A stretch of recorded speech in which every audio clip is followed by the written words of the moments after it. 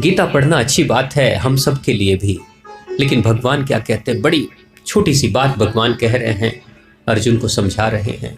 3 शब्दों से पूरे गीता के सार को समझा जा सकता है। भगवान भक्ति योग की बात करते हैं गीता में। भक्ति योगी बनो, कर्म योगी बनो, ज्ञान योगी बनो। यही 3 योग की बात भगवान कर रहे हैं। ये जो भक्ति योगी है ये कौन है? यही है हृदय। हृदय कितना शुद्ध है, कितना शांत है, कितना पवित्र है। हृदय के अंदर कैसे भाव हैं। हृदय के भाव को पहचानने के लिए बहुत सरल सा एक नियम है। क्या आप अपने खुशी से खुश होते हैं? एक सरल सा नियम है जो आप कभी भी अपने ऊपर आजमा कर देख लीजिए।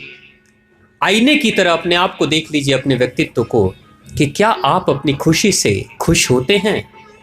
अगर आपके खुशी से आपका हृदय खुश होता है तो ये बहुत अच्छी बात है। लेकिन क्या आप दूसरों की खुशी से भी आप खुश होते हैं? अगर दूसरों की खुशी से भी आपके हृदय में खुशी जगती है, इसका मतलब उत्कृष्ट बात है। लेकिन भगवान श्री कृष्ण यहां कहते हैं, मैं अपनी खुशी से खुश हूं, लेकिन दूसरे की खुशी से अगर दुखी हूं तो मैं ही वो हूं जो अपने दूध रूपी अमृत में नमक मिलाए चला जा रहा हूं। फाड़ डालूंगा अपने दूध को, अपने पवित्रता के दूध को मैं नष्ट कर डालूंगा। 5 लीटर दूध है, 1 चम्मच ही नमक काफी है, कुछ बूंद ही नमक काफी है, चिटकी भर नमक काफी है पूरे दूध को फाड़ डालने के लिए। तो भगवान की पहली बात जो बहुत महत्वपूर्ण है कि हृदय में प्रेम है। मेरे लिए प्रेम, हमारे लिए प्रेम, स्वयं के लिए प्रेम, मेरे बच्चे के लिए प्रेम, मेरे पति के लिए प्रेम, मेरे बेटे के लिए प्रेम, मेरी धरती के लिए प्रेम, ये तो सबके अंदर है। लेकिन क्या दूसरे की अच्छाई में भी हमारा दिल खुश हो जाता है? अगर है तो हम भगवत गीता के नियम पे चल रहे हैं। भगवान कहते हैं ज्ञान योग। ज्ञान योग यानी मस्तिष्क का योग है, कुछ अलग परे नहीं है। बुद्धि हमारी कैसी है? बुद्धि कैसी है? बुद्धि अगर शुद्ध है तो हम ज्ञान योगी हैं। बुद्धि का सकारात्मक इस्तेमाल कर रहे हैं तो ज्ञान योगी हैं। यानी बुद्धि क्या कहती है? मैं अपनी बुद्धि का इस्तेमाल करूंगा अपने स्वयं के कल्याण के लिए, अपने फायदे के लिए, अपने लाभ के लिए अपनी बुद्धि का इस्तेमाल करूंगा। लेकिन क्या मैं अपनी बुद्धि का इस्तेमाल दूसरे के कल्याण के लिए भी कर रहा हूं, दूसरे के लाभ के लिए भी कर रहा हूं, दूसरे की भला के लिए भी कर रहा हूं? अगर मैं अपने और दूसरे सबके भला के लिए इस बुद्धि का इस्तेमाल कर रहा हूं तो मैं ज्ञानी योगी। बहुत सरल है। लेकिन अक्सर दुनिया में क्या होता है, मैं अपनी बुद्धि का इस्तेमाल अपने लाभ के लिए तो कर रहा हूं, लेकिन इसी बुद्धि का इस्तेमाल मैं दूसरे की हानि के लिए भी कर रहा हूं। अगर ना कर पाया हानि तो कम से कम हानि सोच तो लेता हूं, हो जाए उसकी हानि। मेरा बच्चा पास हो जाता है, बहुत अच्छी बात है, खुशी की बात है, लड्डू बंटवा दूंगा। लेकिन दूसरे का बच्चा अगर पास हो गया, फर्स्ट कर गया, तो दुख की बात हो जाएगी। भगवान यही कहते हैं। यानी एक धारा में बहाओ। अगर ज्ञान योगी बनना है तो अपनी बुद्धि का इस्तेमाल सकारात्मक कर रहे हो तो हमेशा ही सकारात्मक करो।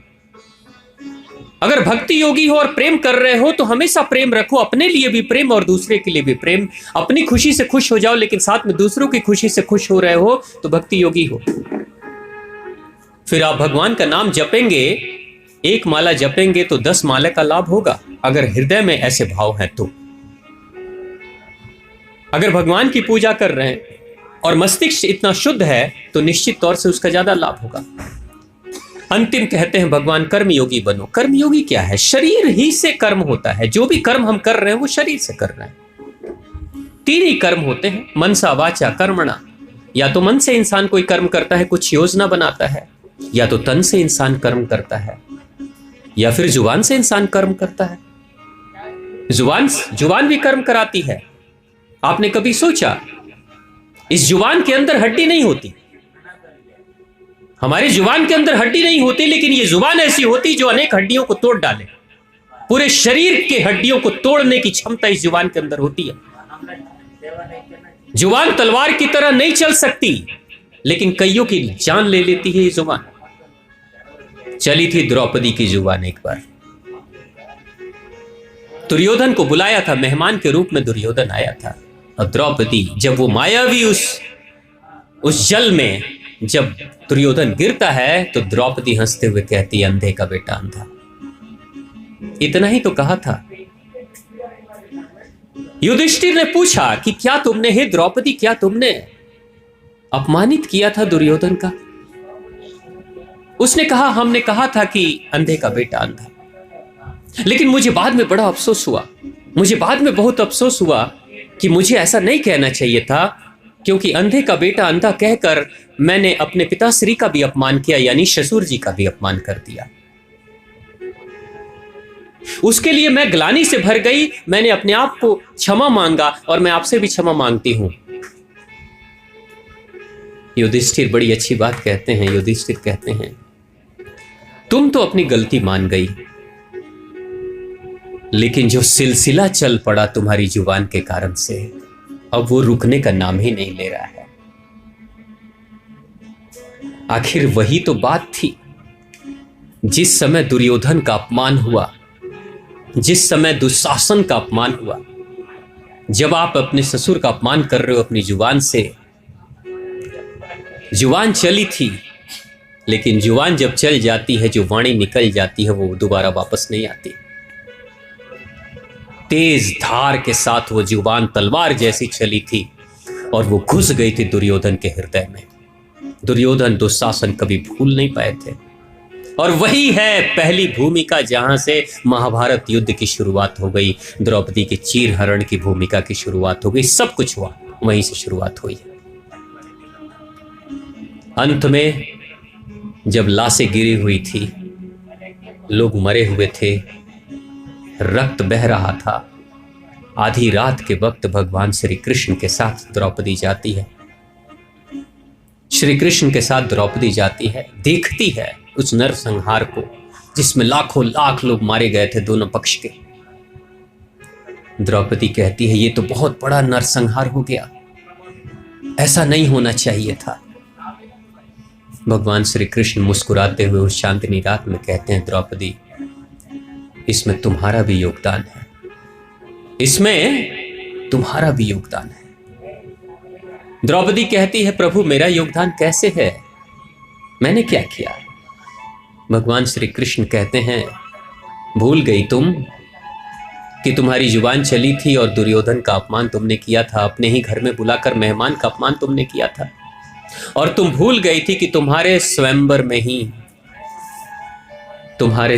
में जब एक शर्त थी, उस शर्त को पूरा करने के लिए जब कर्ण आया था, तो तुमने ही भरी सभा में सूत पुत्र कहकर अपमानित किया था।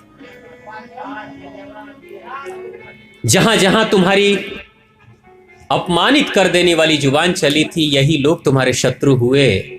और इस सारे नरसंहार के पीछे इन्हीं का हाथ है। तो भगवान भी यही कहते हैं, भगवान शिव शंभु भी यही कहते हैं कि अपनी जुबान चलाओ। विष सबके अंदर है। वो सांप मेरे अंदर बाहर मेरे गले में दिख रहा है, लेकिन दुनिया के लोगों के अंदर सांप है, जहर भरा है। लेकिन कोशिश करो उस जहर को बाहर मत निकालो, अंदर रहने दो, नीलकंठ बनो। अगर उसे बाहर निकाल दोगे तो वो जहरीला है, वो जहर काम करेगा और किसी न किसी का नाश करेगा। पहले दूसरे का नाश करेगा, बाद में खुद का नाश करेगा।